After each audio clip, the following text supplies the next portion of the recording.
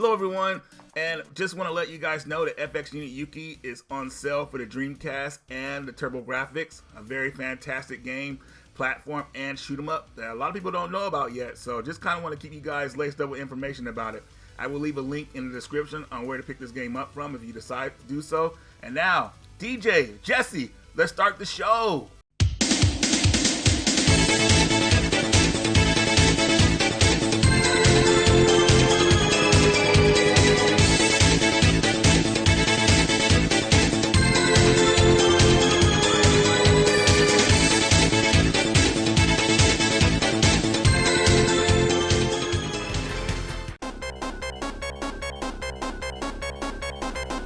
Oh, yes.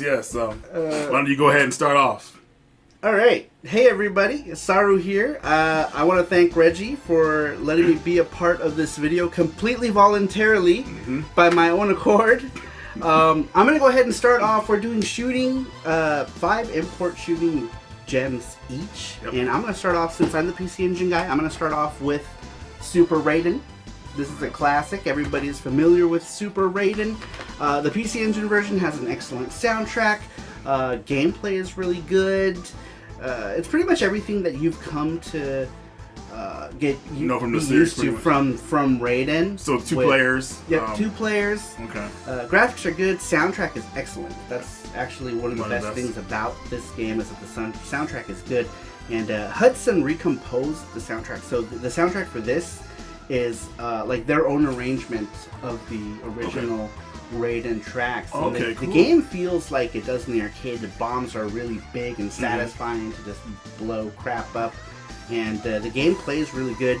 If you've got a PC Engine, it's not super expensive. I don't know what it goes for now, but last time I checked it wasn't super expensive. But if it is, I apologize, but it is a good game either way. If you're a PC Engine fan, it's definitely a good one to add to the collection, or if you want to play it via other means, you can do that as well. But it definitely is a game you should check out on the PC Engine. I had no idea it went for that system. As far as, actually, I started with Raiden 3, and then I went upwards. I never went back and played the old one, so that's pretty cool. You know, it's on the PC Engine, so that's pretty awesome. I think PS1 also had the first one, didn't it? Like a Raiden project. That's right, and it had the 2 games on there as well. I totally forgot about that. Yeah, but I don't have that one. I'd like that one as well. But being a PC Engine fan, that one is a great version. Right on. My first game is going to be AirGrave. AirGrave for the PS1. Definitely what I would call a hidden shoot 'em up game. If you're familiar with games like Strikers 1945, it plays like that. But what I like about this game, it has this really cool targeting system that you can target your enemies with certain attacks. And the characters, there's 4 players 4 characters you could choose in the beginning and everything like that.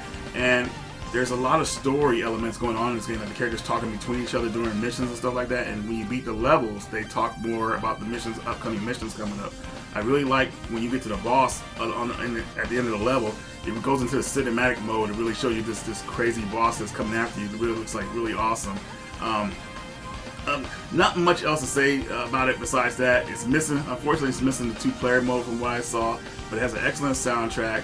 I just feel like when it comes to shoot 'em up games, it went a step ahead by adding a story to it, because most shoot 'em ups don't really have a deep story, I would say. Yeah, I saw that. Especially with voice acting in it. So I think it's a very good game. If you're able to find this one, definitely pick it up. It's kind of hidden to find it. If you look for this game, make sure you type AirGrave, one word, in the Google search engine if you're trying to look for a copy to buy. I think the company, I forgot the company's name who made it. I think it was Santos. I can't remember. Santos. Yeah, okay, Santos. You showed me earlier. Right. And that's what it said. I had never heard of this game until you showed it to me. And now I want it. And then I looked at the price and I was like, might have to wait. Yeah, I might get lucky. Yeah, I think it's one of those games you can get lucky and still find for cheap. But like I said, if you have a chance to play this game, definitely check it out. All right, what do you have for your next one? My next one is going to be Two-Tenkaku for the PS1. It's actually named after Two-Tenkaku Tower in Osaka. The game takes place in like this weird, like futuristic Osaka, and some familiar sceneries. Like if you're familiar with Osaka, Japan, they do make references to some places in Osaka, Japan. It looks totally different, but they make references, which I thought was kind of cool. The game though is hard. It's a hard game. and I have yet to beat it, but it's definitely a good game. Have you played Two-Tenkaku? I played it briefly, and I love how it starts off with the city and everything like that. You're the first level. The game is cool, but it's hard, man. It's hard. You really gotta put your skills in there. You know, it's not gonna hold your hand, but it definitely brings you right into the action. I like how there's like the 3 different ships that you get to use, and they all have like their own purposes. Right. And the game just feels satisfying to play as well. It's one of those games where you blow crap up, and it's just satisfying to blow things up. I think I have like some sort of fetish with blowing things up, I guess. Have you beat the game yet? No, because it's hard. It's hard as it. It's hard. It's a hard game, but I like it. It's not a bad game, and it's not super expensive either. Okay. Unlike AirGrave. Ooh, yeah. Go back to that, right? Unlike AirGrave right now, it's super expensive. Well, speaking of expensive games, my next game, this was one of the last big imports I got a few years ago. This is Ibara for the PS2 system. Ibara, I didn't really think much of this game until I really played the first level. It's really cool because the game like comes at you like crazy, like lots of action and everything, and it doesn't like really stop. You know, it kind of like maybe loads the other level, but you're still flying on the screen until you get to the next level and everything like that. That's really cool. Yeah, it's like seamless in a way if you think about it. But really good animations on it. It did have a sequel later, I believe, or a semi-sequel on the Xbox 360, Pink Sweets, or I can't remember. But it's anyway. Going back to Ibara, I think it's a cool game. Having a lot of fun with it. I'm not very good at it yet, but the footage you're seeing here, you know, it's a good-looking game. This is the type of stuff that I really feel that they need to either they need to like remake it, like or bring it out to more people so they can see it play it on another system, or just make it a download or something like that. Yeah, I haven't played it. So. Yeah, a lot of people haven't played it, which is shocking to me, but. Like I said, this is like Cave, one of their big games that they made a few years back, and it's still awesome to this day, and it's still very much sought after. So if you see Ibara out there for a good price, or if you got the dough to buy it, you know, pick it up. You know, I don't think you'll regret it. Yeah, and Cave's known for like those really spectacular shooters. Yeah, I think they started with Dodon Pachi games. Yeah, Dodon Pachi. Oh man, those are great games. Yeah, I only played those recently.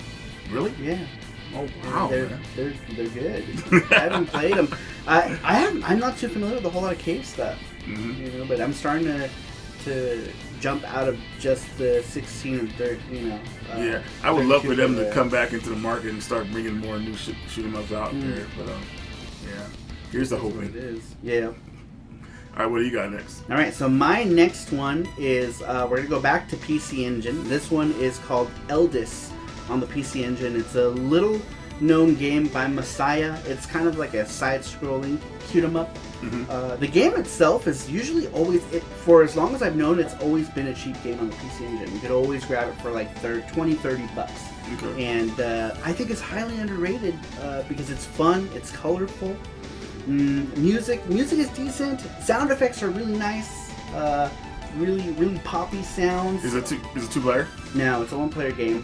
But it's a lot of voice acting in it, you know. Oh, it's see, kind that's of like good. I like goofy, that. you know. But it's like the voices that you hear is like when you get a power up, kind of like in Proteus, the talking Proteus. You hear like all that like talking. When you talk about that, I think of like Metal Slug, like rocket launcher, like when you get the weapons. Yeah, I love that. It's something like that. Okay. It's something just like that actually. Cool. But the game is a lot of fun, really colorful, super cheap to get. So if you're looking for a cheap shooter to pick up on the PC Engine, Eldis is definitely a good one to add to the collection. Okay, very cool. I'll look into that one. My next game here is going to be Twinkle Star Sprites. This is actually the sequel to Twinkle Star Sprites, but the reason I'm bringing this version up is because it actually comes with the arcade, the original game on there, so you're getting 2 games in one. Oh, does it? Yeah, it's pretty cool. That's it's awesome. like you don't unlock it, but you can use the Game Shark code to get it before you beat the game and whatnot. But this game is pretty much like a versus shoot 'em up game, which is very unique. You know, you have 2 planes on the side, like 2 screens on the side, pretty much.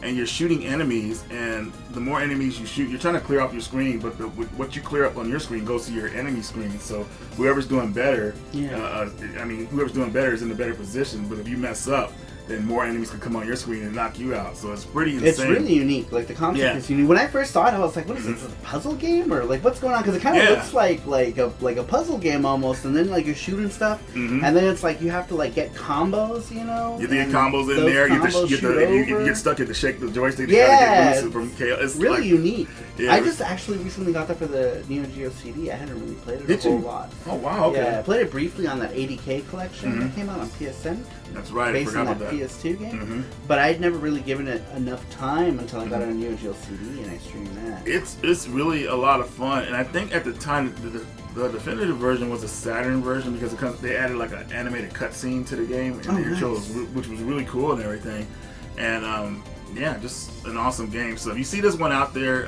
definitely check it out. I think it's unfortunately a lot of shoot 'em ups are not talked about. But this one is definitely one of the top ones I would say is up there that people would need to play because it will kind of get people into shoot 'em ups. I would say because it's a verse one, you know what I mean? Yeah. So one person has to win, and it's just really entertaining. Now let me ask you: is the sequel only on PS2? The sequel is only on PS2. Oh, wow. Yeah, I mean exclusively for the PS2. That's weird. Yeah, right? Like you think they would have? Well, PS2 was so popular. Yeah. And then I think it had an online feature in it back in the day. I don't Wow. know what it was, but Japan, they had the online feature for it, so you probably could play it with people online. The PS2 version, the sequel had like 3D graphics, 3D-ish graphics. You know, even though the game was the same, but they added that 3D animation to it or whatnot. So, yeah, if you see that one out there, guys, check it out. And what is your next game? I might have to check it out. My next game is something that's based on an anime called Yatterman.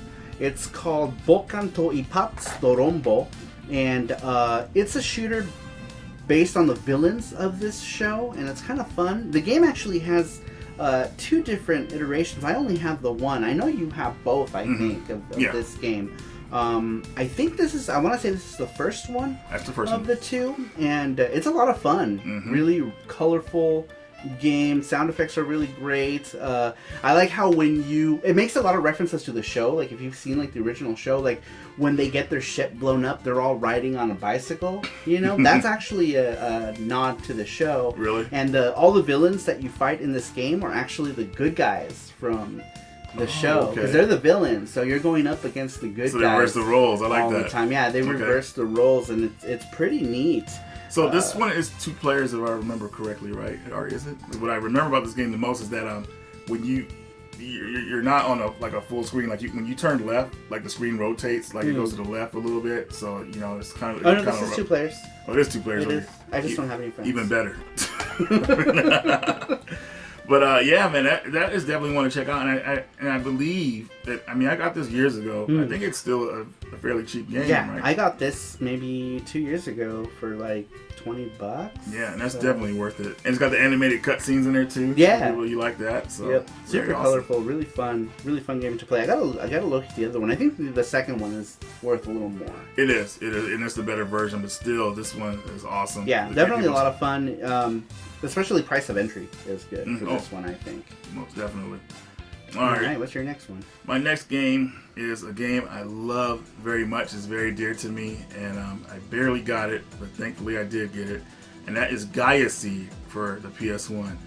GiaSeed is, man, this game is so cool because the intro, it talks about people, how Earth is kind of like destroying itself. Nuclear wars have destroyed Earth, and basically people of the world need to migrate to another planet. They need to find another planet to live on.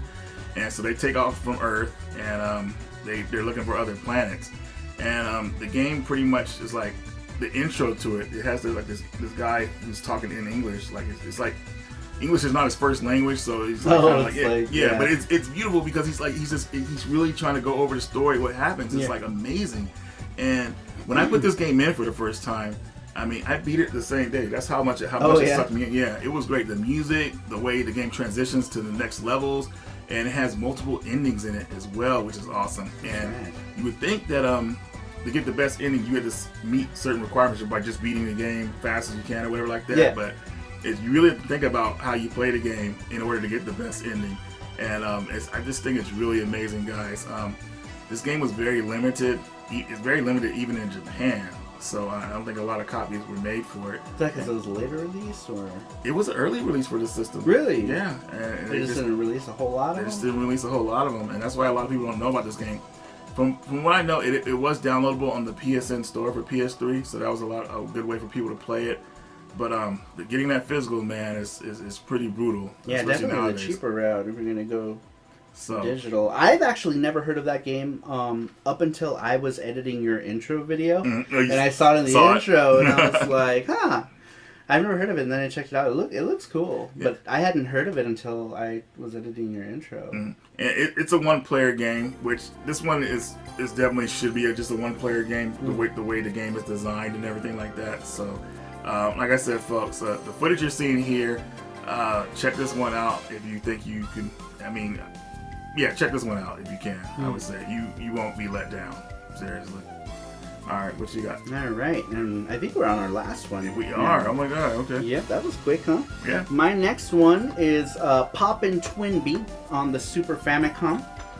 If you're familiar with any of the Twinbee games, this is a no-brainer. It's colorful, vibrant, a lot of fun to play.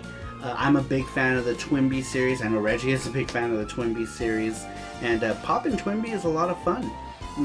Right now, I think there are only a couple ways to play it. Either the Super Famicom one, I believe it also came out in PAL regions, but me and Reggie were talking about that earlier. He was saying that there was some issues with it, and apparently we found out that the PAL one is just really slow. It runs slower. So compared to what was happening recently, the game I think it's going to be available for the Switch as a download game. So hoping they go with the Japanese version of it. So. Very colorful game. It is a sequel to Dantana Twinbee. Yeah, Dantana Twinbee. Yeah, it's a direct sequel to that one. Like I said, very colorful. They were able to utilize the Super Nintendo's like its functions pretty much. Like Super Nintendo can't move very fast because of CPU. Right. So the game is definitely colorful. But it plays. It's colorful. It plays pretty quick. It plays well. I mean, a lot of enemies smiling on the screen. Bosses look pretty much insane. Everything in Twinbee has a face, though. You know what I mean? Like everything has a face in Twinbee. Even when it gets blown up, it's smiling. Like, we're dead! Yay! But like in Twinbee, this one, what I like about this one, they introduced like all these like different characters that you see later on in the other Twinbee games, in the puzzle game, like you see. And even in the anime, I think they had a little. Yeah, that's right. You're right. They had those laser discs. Yeah. And they introduce the other characters that are on there as well. But I love it. It's a fun game. The series is great, and the only other way I know that you can play it is on that Twinbee Portable collection. That's right, on the PSP. Yep, it does. It'll be cool to. The whole Switch thing was news to me when we started looking into it earlier today, and we found that out. Which is good news because I wouldn't mind playing that on the Switch. Yeah, but even if you decided you wanted to get the physical cartridge on the Super Famicom cart, is like $30. Yeah, it's still and it's still cheap. Yeah, even you get it complete. Still, yeah, complete in box for $30 for it is a good deal. But even if you didn't want to pay that much, you could always do the digital when it comes out to the Switch. That's probably gonna be like $7 or $8. Yeah, something like that. But I love it. For those of you who don't mind the digital copy of it. Yeah, I gotta feel it and touch it and be like, my precious. But like, you know, that's right. If you want to just play it, digital's fine too. Yep. You know, we just like our physical stuffs. Well, speaking of the series. You know, like we both obviously love the series, so I want to end this one with the final sequel to the Twinbee games, and that is Twinbee Yahoo. I hope I said it right. Poppin' Twinbee Yahoo, which was the last game in the series, came out in arcades, and then it was ported to the Sega Saturn and the PlayStation in a double pack with Dantana Twinbee. Yeah. And this game is really awesome for a lot of reasons. You could tell they put like all their effort into this one because they knew probably it was going to be the last game they made, and they did such an awesome send-off for the series. You know, the music, the boss battles, just the way the game ends pretty much is lots of singing and lots of cool stuff going on. You know, it's kind of sad in the way how that it ends and everything, but like I said, being the last game in the series as a shooter, you know, they did the right thing of sending it off. You know, it plays just like the other games, of course. You know, you hit the bells to get different power-ups and stuff like that. Yeah. Lots of talking between characters, lots of options on the way you're playing shoots and fights and everything like that. Like you could charge up an attack where you punch enemies instead, like a little spring to punch them, or you could shoot them with the regular guns and stuff like that. Just really, really cool, well done game. And I feel like I'm getting sad talking about it now, like how it's the last game in the series and everything. But like I said, Konami's watching. I'm sure they'll listen to us and make another one. Yeah. I'll wait for a sequel. Yeah, they're really good about. I mean, not sequel, they're but really good about Silent bringing Hills. back their old IPs. Yeah, you know? that'd be nice if they were, but yeah, they're not trying to make that happen. We're not really gonna see that. But anyways, this is the last game in the series pretty much, and they did a really good job. And how you can get this game, it comes in a double pack for Sega Saturn or PlayStation. Both of them are the same, so it doesn't matter which one you get. And those are cheap too. They're cheap. They go from around, you get the PlayStation one for $20, the Saturn one for $30, and around that price range between both of them. But you shouldn't have to pay more than that for them. Yeah, you know, it's almost all day, every day for Yeah. those $20-$30. 2 games in one. Yep, 2 games in one. They're great. Yeah. I love them. How you mentioned all the talking. Mhm. I love that in the Yeah. game where like those boxes And their faces pop up and they're showing expressions. but the Yeah. action never stops. You're just Nope. like, should that Keep going.